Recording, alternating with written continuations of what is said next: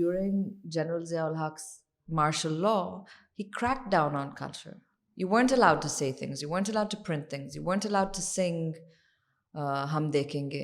You weren't allowed to read fairs in public gatherings. It was a brutal period for Pakistan. And Iqbal Bano still sung fairs. This is the second half of our conversation with Fatima Bhutto, where we look into how Pakistan's culture has altered its relationship with film, music, and literature. If Pasoori is the most Googled song of 2022, doesn't that make you feel proud as a Pakistani? If a film like Joyland is being screened at international festivals and getting standing ovations, I'm happy for Pakistan. One of the great damages that we're doing to ourselves right now in Pakistan is we are censoring culture. If there's a movie or a series or a drama about something that you don't like or doesn't affect you, there's an incredibly simple solution.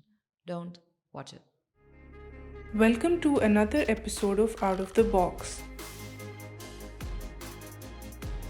I want to go back to the flood situation because when you talked about how people were helping each other when it came to the flood, when it came to you, Zulfikar, and Manal, the three of you started the Indus Relief fundraiser, and it was so. How did you come about this? The three of you come about this project, and what was the most striking part, or maybe a story that you still carry with you when it comes to the project itself? Um, well, I really have to say that Zulfikar did an incredible job because he was the one who said, I spoke to him one day on the phone and he said, I have to go and be there.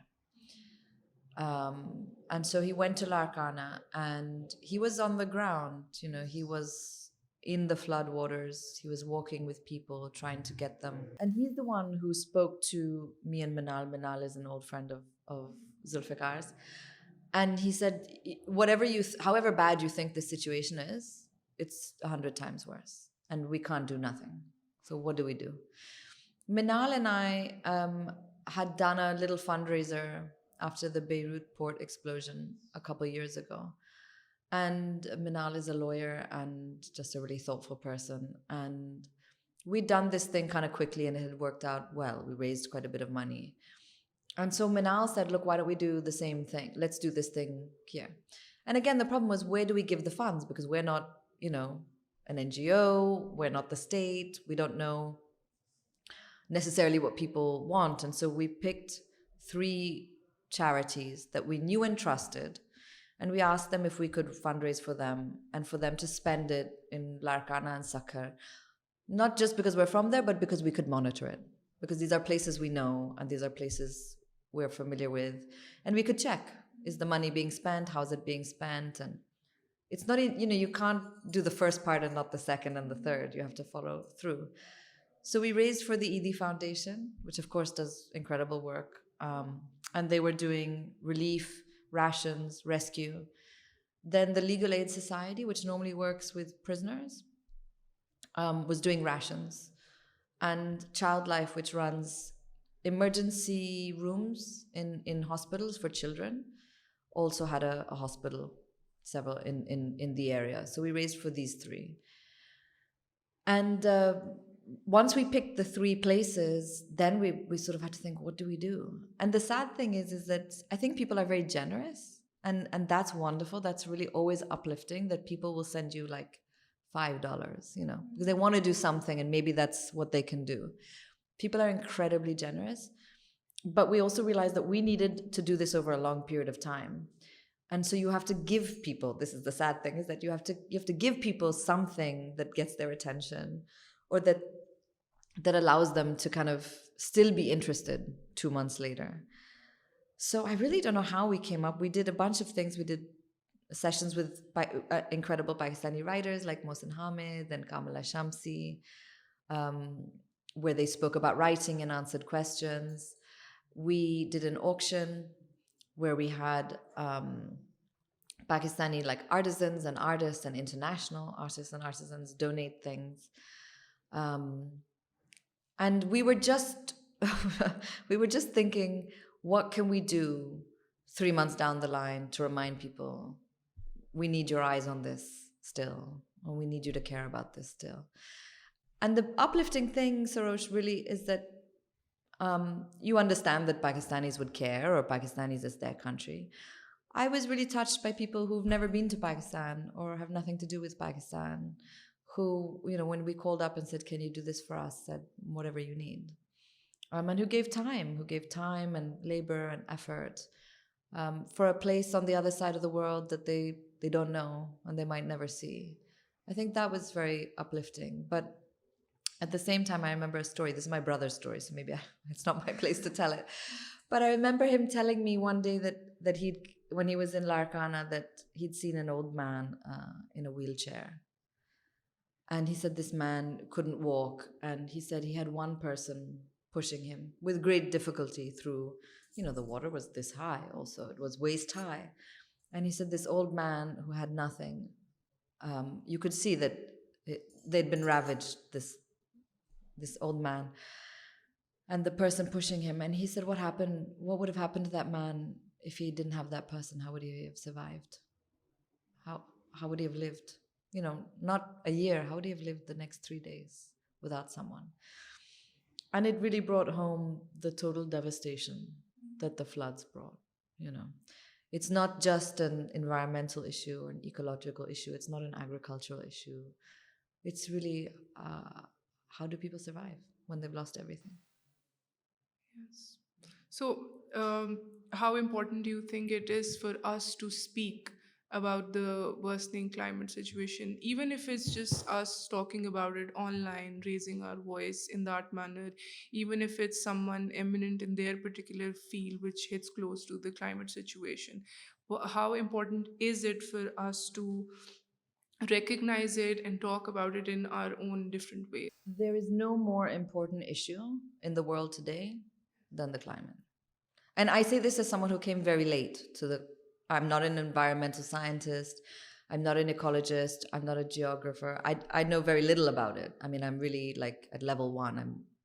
But there is no more important issue in the world today. Nothing trumps that, because if the temperature rises, it means floods, it means fires, it means we won't be able to grow food. It means the animals that we require to keep a certain constellation moving on Earth will die. It means disease. It means pandemics. A friend wrote this book. I'm now forgetting the title, which I always do, but the writer's name is Arvind Gupta, and he wrote this book about many things, about climate, about innovation, about a whole bunch of things. But one thing that's really stood out to me, and this book was scheduled to come out before COVID. I mean, it happened to come out. I think it's called Decoding the World. But anyways, Arvind Gupta is the writer. And he talks about the fact that bats, the physiology of bats, right, is their heart beats at such an elevated rate that all the diseases that are kind of natural and inherent to bats is repaired internally by their ability to manage their own internal systems, right? The only thing that will make a bat get sick is if they're stressed. If they're so stressed that their internal physiology changes. And one of the things that stresses bats out is loss of habitat, is pollution. And why do they lose their habitat? Because we're building apartment complexes. We're building like residential complexes. We're destroying forests. We're destroying mangroves to build, I don't know, shopping malls. And when a bat gets stressed, it can't repair. It can't repair. And if it gets sick and it passes on its sickness to cattle or to us, we get sick, So we've all come out of 3 years of COVID. I don't even think that's the worst pandemic or plague we have coming. So people who don't care about animals have to start. Everything is connected. And if they die, we die, essentially. And just to go back to Chomsky a second, when I interviewed him, it was 2021. And he said this at the time, and I heard him, but it didn't register until the floods. When the floods happened, I thought, did he really say this? And I went back to check. He said to me 2 years ago that if we're lucky, we only have decades left on Earth. Like if we're unlucky, we'll have a century. And he said those decades will be so catastrophic and terrifying, it beyond nightmarish because of what we've done to the planet. I mean, which is an extraordinary thing to say. So when he said it, I heard it and I thought, wow. But I didn't have a real life connection to it. And when I was watching Pakistan during the super floods, I thought, oh, that's what he means. That's what he means. This is not going to be a rare occurrence. This is going to be an every year. Okay, so this question is actually from a close friend of mine, and I thought it was like a very pertinent question, and it's interesting at the same time. So, how does Pakistan's relationship with the censor board restrictions affect the film industry and the societal and our societal upbringing as a result? Because at the end of the day, an artist is simply portraying to us what the truth of the society is, nothing more, nothing less than that. Yeah, I'm glad your friend asked this question because I've been thinking about this for a long time. I mean, even before and after I wrote New Kings of the World. First of all, culture is everywhere, and there's no singular culture, and there's no correct or incorrect version of culture. You know, the music you like may be not the music I like, but both have to exist for us to have music. No, and at the same time, culture is not innocent. You know, culture is always about messaging. Culture is always about portraying one side of a narrative rather than another. And any story can be told through 100 different lenses, and it'll still be true. It'll still be the same story, whoever tells it. And I think one of the great damages that we're doing to ourselves right now in Pakistan is we are censoring culture. Nobody should be afraid of culture. Culture is not damaging, culture is not going to hurt anyone. If there's a movie or a series or a drama about something that you don't like or doesn't affect you, there's an incredibly simple solution. Don't watch it. Close the TV. And when your friends go and watch it, you can say to them, oh, I don't want to, and I don't like it. End of story. Like, that's it. You don't have to do anything. There's a book that you find offends you, don't buy it. You know, that's a powerful thing to do. The author loses you as a reader. You're not giving them money. You don't need to do more than that. You don't need to ban it. We don't need to be afraid of ideas. And Pakistan is an incredibly rich country. It has many, many untold stories. And the example I always give is the Zia era. So during General Zia ul Haq's martial law, he cracked down on culture. You weren't allowed to say things. You weren't allowed to print things. You weren't allowed to sing Hum Dekhenge. You know, you weren't allowed to read fairs in public gatherings. And people did. And that was under the height of oppression. It was a brutal period for Pakistan. And Iqbal Bano still sung fairs. And they punished her for it. But she did it. And it lives today. You know, it says something to the Pakistani spirit that they're not afraid. I'm sorry to say this, you don't see the same being true across the border in Bollywood. You watch a Bollywood film today, it's like as though the government made it. They're desperately afraid, you know. They're desperately afraid, and they're trying to show films that portray their neighbors as, you know, frightening. They're trying to show differences between people that don't exist, between communities. And it shows an insecurity. We don't have that insecurity. We actually have a very proud history of protecting culture, of culture being a way of sharing ideas, sharing struggles, supporting people.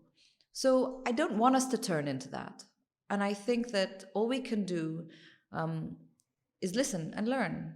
Now, if it shows something, as you said, that reflects something painful or negative in our society, that's one way to talk about it. It can produce conversation, change, whatever. But banning it is stupid. Banning it is genuinely stupid. Look at the amazing stuff happening from whether it's Coke Studios that, you know, is going viral around the world. You know, if Pasoori is the most Googled song of 2022, doesn't that make you feel proud as a Pakistani? You know, if a film like Joyland is being screened at international festivals and getting standing ovations, I'm happy for Pakistan. You don't have to like the story, you know. You can disagree with the story, but I think it says something about our creativity and our fearlessness in talking about important issues.